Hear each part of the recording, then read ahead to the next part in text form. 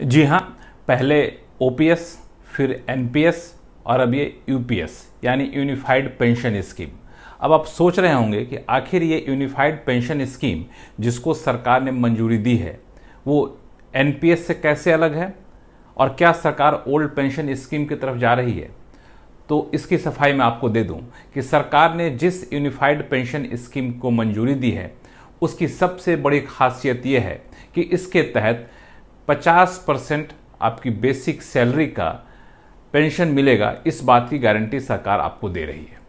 अब ये 50% जो है इसका कैलकुलेशन कैसे होगा, तो आपने रिटायर होने से पहले 12 महीने की जो आपकी बेसिक सैलरी रही है उसका मंथली एवरेज बेसिक सैलरी निकाला जाएगा, यानी औसत निकाला जाएगा, और फिर जो औसत बैठेगा उसका 50% कम से कम आपको पेंशन मिले, इस बात की गारंटी यूनिफाइड पेंशन स्कीम के तहत कर दी गई है।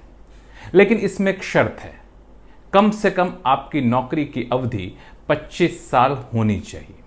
अब आप पूछें कि 25 साल से कम है तो क्या होगा, तो अगर 25 साल से कम है तो उसी अनुपात में आपका पेंशन कम हो जाएगा। लेकिन सरकार ने इस बात का खास ख्याल रखा है कि 10 साल तक किसी ने नौकरी कर ली है तो कम से कम 10,000 रुपये मंथली पेंशन मिलता रहे, यह सुनिश्चित कर दिया गया है यूनिफाइड पेंशन स्कीम के तहत।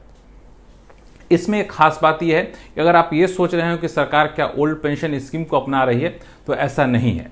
ओल्ड पेंशन स्कीम से इस यूनिफाइड पेंशन स्कीम की तुलना ना करें, क्योंकि ओल्ड पेंशन स्कीम के तहत पूरा कंट्रीब्यूशन सरकार दे रही थी।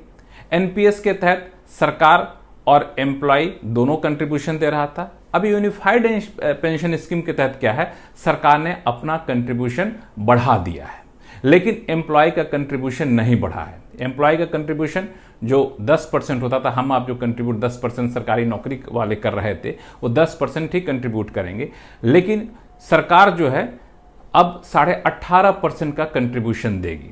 तो ये यूनिफाइड पेंशन स्कीम की खासियत है।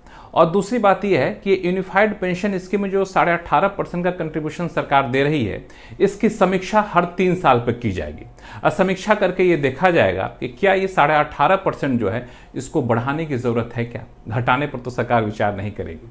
लेकिन इस समीक्षा के दौरान किसी भी सूरत में एम्प्लॉय का कंट्रीब्यूशन यानी कर्मचारी के कंट्रीब्यूशन बढ़ाने में विचार नहीं किया जाएगा, या फिर कहें उसमें कोई छेड़छाड़ नहीं किया जाएगा।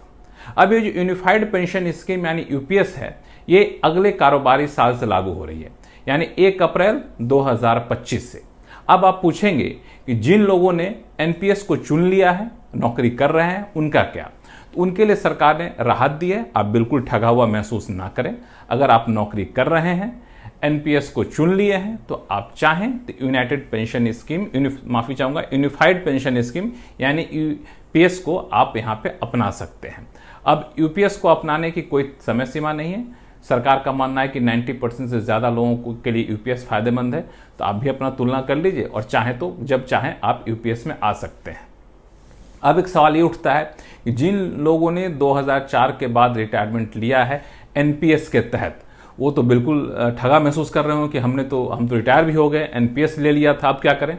तो वहाँ भी सरकार ने एक बड़ी राहत दी है और ये कहा है कि 2004 के बाद एनपीएस के तहत जो लोग रिटायर किए हैं वो अगर चाहते हैं तो यूनिफाइड पेंशन स्कीम के तहत आ सकते हैं।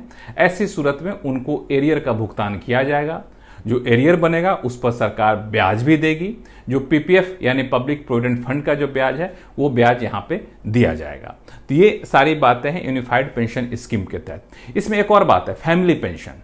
अगर किसी पेंशन धारक की मृत्यु हो जाती है, उस पर डिपेंडेंट रहते हैं, तो परिवार को फैमिली पेंशन दी जाएगी। वो फैमिली पेंशन अंतिम पेंशन जो पेंशन धारक ने लिया होगा उसका 60% के बराबर का दिया जाएगा।